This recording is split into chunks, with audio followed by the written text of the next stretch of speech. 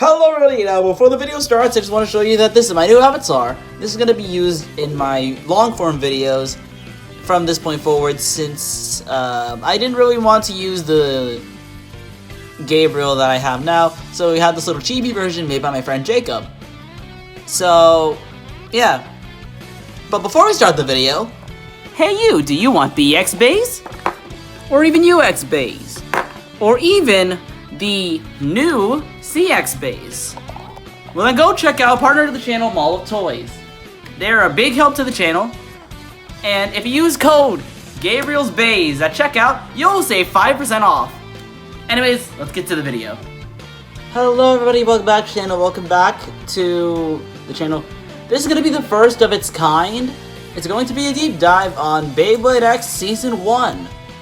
Now, I'm going to go over the ups, the downs, the good sides, the bad sides, and the one thing that people have been waiting for me to talk about for a long time, Beyblade X Multi. Well, that's going to be very, very far into the video, so keep watching if you guys want to see that.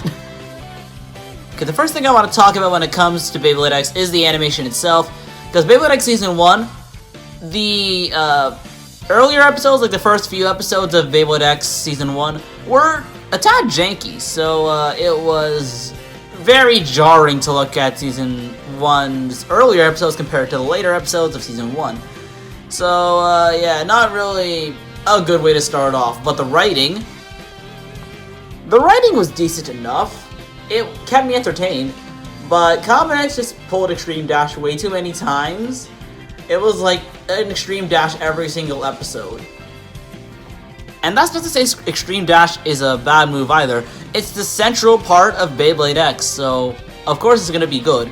But honestly, Extreme Dash was overused way too many times by Common X, to the point where anytime Common X was about to lose a battle, every time he'll pull out the Extreme Dash card. And it just got kind of stale, according to many people, because some character repeating a move a lot, they don't really like.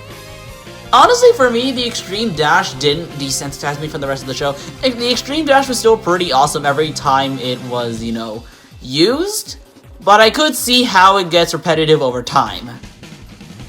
Now, the next thing I want to talk about is actually Bird's character arc, because Bird was done dirty in Season 1.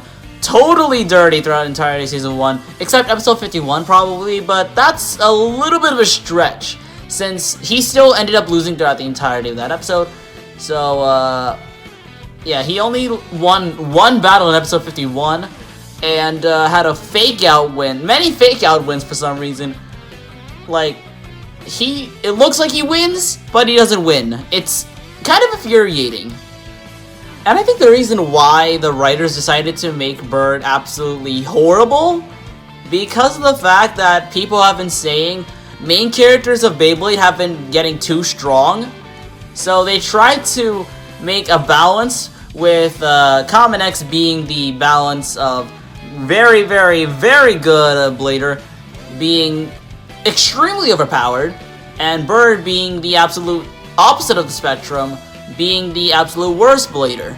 So, I think that's where Bird's lack of skill comes in. But that's not a bad thing either.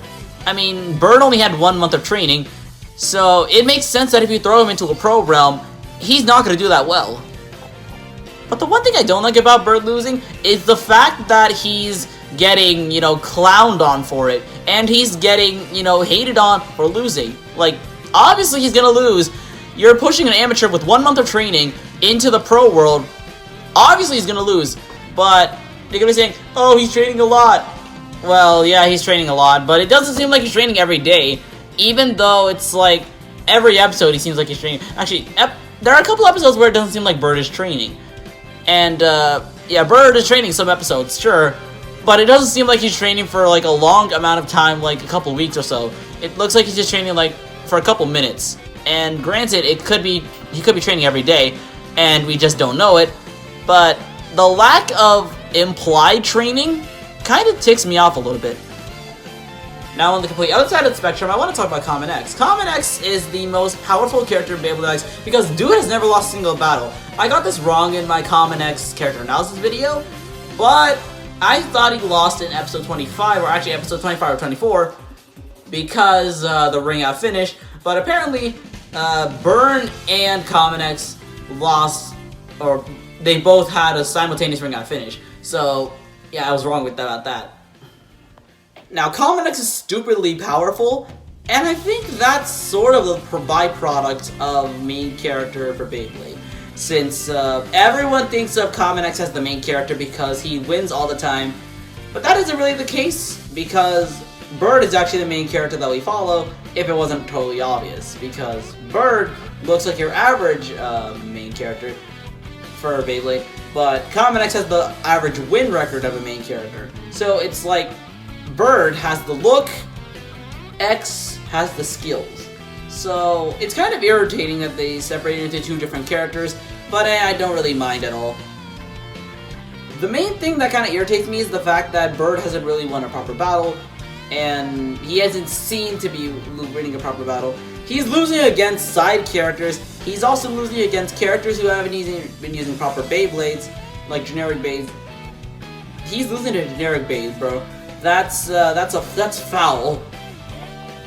The last person I want to talk about is Multi, because for the first time ever in Beyblade, we actually have a tertiary protagonist character that's a female, because in Beyblade, most of the main characters, pretty much all the main characters up until this point, were male.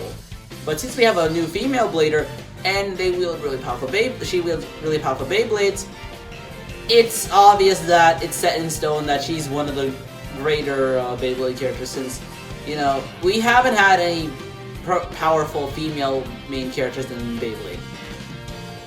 And she's also the resident Baycrafter of Team Persona, so it's also really good that Multi can craft bays so that Team Persona has more bays at their disposal for any type of battle, even though pretty much all the bays have the same exact type, but are suited for different purposes. So that's good. Now, one quick thing I want to go over before we get onto the last section of the video, I want to talk about the writing. The writing of Beyblade X is actually really good. There hasn't been an episode that really bores me out or has me skipping multiple minutes of it just to get to the parts that I really like, to a certain degree. But then again, I like watching a lot of Beyblade, so that makes total sense. So I'm gonna keep this brief, since I've talked about this topic 4 videos in a row, or actually 4 videos multiple times, and I've talked about this multiple times because many people like hearing me talk about Bird X Multi, so I'm gonna keep this extremely brief. With Bird X Multi, I like their character development because they actually seem like characters that could feasibly get together because of how many heartfelt moments they have together, and the moment in episode 44, which hasn't been censored by Hasbro for some reason, which I am really shocked about considering the fact that they censored blushing for Beyblade Burst. But I guess it wasn't really a proper blush, but it was still kind of a blush from Bird, since it had a little tiny blush on the cheek. But honestly, I could just kind of be stretching out a little further. But then again, I'm clinging onto something, so yeah. And that's all I have for you guys today for this deep dive.